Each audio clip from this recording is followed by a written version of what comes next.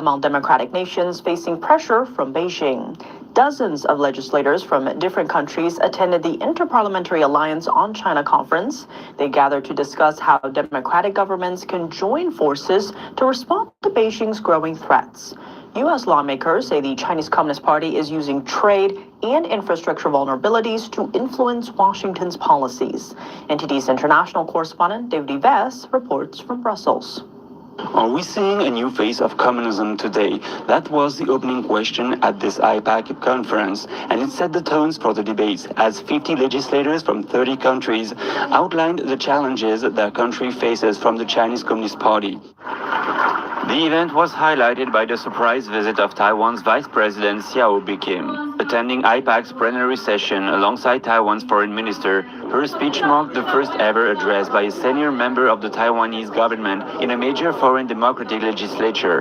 And I stand here not only as a representative of a government, but as a voice for a society deeply committed to the same ideals that animate the parliaments of democracy around the world.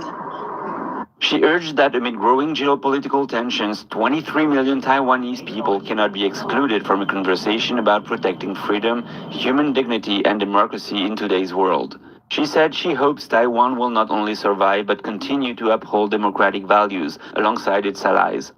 We have already increased our national defense and also try to let the whole world know that actually the peace and security in Taiwan Strait is not only for Taiwan's democracy, but also for the global economic prosperity. It's our shared interest and our shared value to maintain the peace and security in Taiwan Strait. Lawmakers also highlighted other forms of threats posed by the Chinese Communist Party.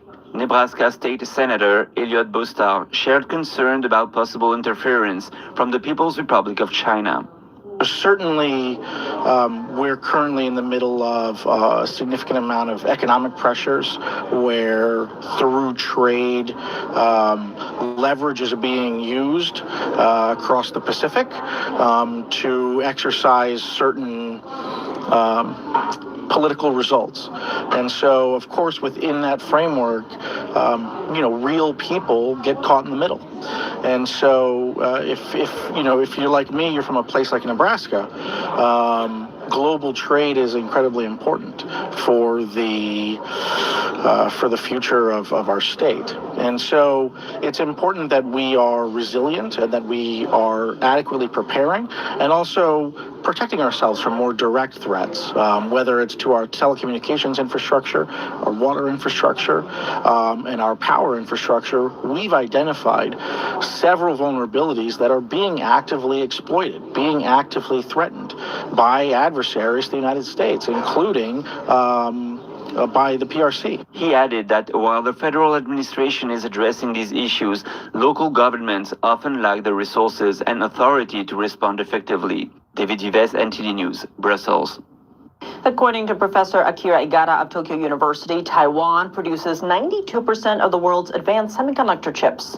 A major crisis in that region could trigger a global economic shock worth trillions. By comparison, the 2008 housing bubble cost the global economy around $2 trillion. Niigata says a shipping disruption from a potential Chinese blockade of Taiwan could reach up to $10 trillion. President Trump announced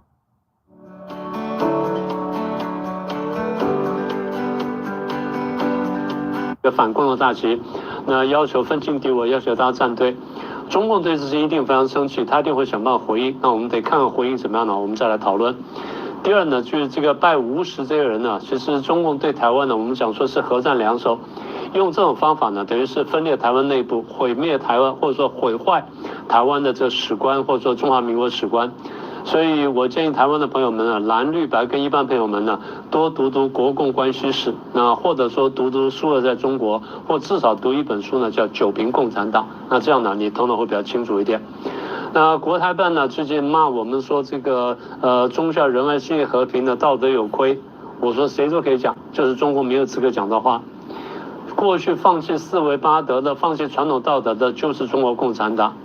分裂国家、背叛民族的就是中国共产党，他做的就是标准的汉奸行为，这才是真正不忠不孝之人。你有什么资格来讲我们？最没有资格讲的就是你们。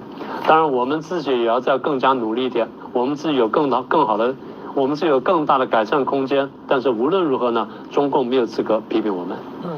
胡大哥，你看最近中共一直把他们的军事的力量增加，想要恐吓这附近的小国啊，听我的话。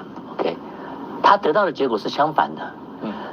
周围的国家越来越团结。对，团结什么？反中共。那所以我是觉得，如果中共真的以后用军事的力量想攻击台湾或者菲律宾或任何一个地方，他们会发现，他们其实是会在被包围的，然后盟军会打败中共的。